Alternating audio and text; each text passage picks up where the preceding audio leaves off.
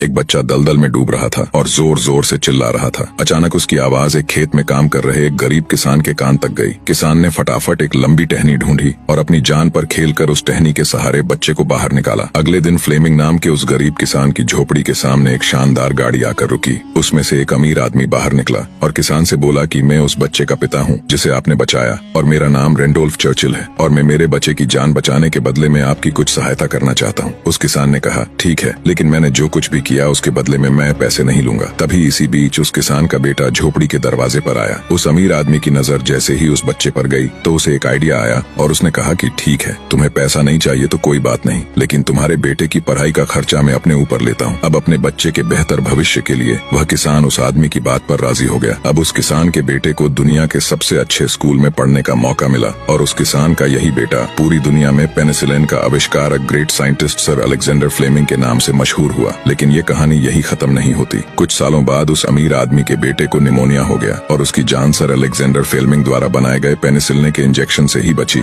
और उस अमीर आदमी के बेटे का नाम था विंस्टन चर्चिल, जो 2 बार ब्रिटेन के प्रधानमंत्री रहे। दोस्तों, शायद इसीलिए कहते हैं कि कर्म हमेशा घूम कर आते हैं। इसलिए हमेशा दूसरों का अच्छा करें ताकि आपके साथ भी